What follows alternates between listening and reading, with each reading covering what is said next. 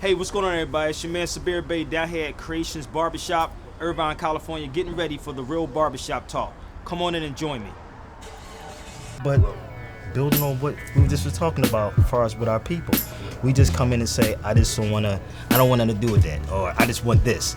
And then when something happens to you or somebody that you know, you want something to happen right then and there, then you turn to the wrong people. And that's why you just said earlier about what is the difference between what is brutality. If anybody studies law, it doesn't exist. Why do you think all these police officers get off on charges? Think about it for a minute. I sat in Philadelphia. I was with an attorney one day. He told me, walking down the street, he said, what they pay people to confuse people. He said, for you to come and untangle it, you're good. Because what happens, the first thing they do is study his language in law school. So those ones who know the law can manipulate it and play the game against the people who don't know. And what they do to our people is keep our people constantly busy 24/7. So now by the time we get off of work from 9 to 5, we'll say, I'm tired now. I just want to watch my sports. I'm done. You know what I mean? I want to eat, wake up, and do the same thing over again. And this is us until something happens. So now when stuff like Black Lives Matter happens, everybody's marching. The key I heard him talk about earlier, he said Black Lives Matter. What is Black Lives Matter? Who funded Black Lives?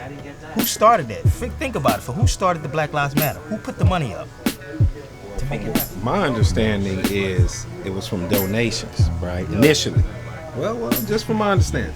It was from donations, and it was the two sisters, right? The one from Milwaukee, I think it's one from Baltimore too, that started. But it really Black Lives Matter is really just a movement against police brutality. Really, that's what it's sprawled out of, right? It's sprawled out of Black lives not mattering, right? To police officers, especially, because we were getting shot down left and right.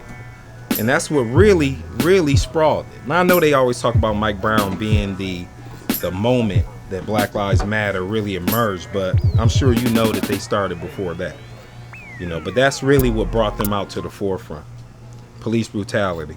Well, do you know, I got two law books right there, and one sitting in my lap right now, right? I'd say this to people: if you can find a definition according to law, the definition of brutality in the law dictionary, I'll give you $1,000. I guarantee you won't find it.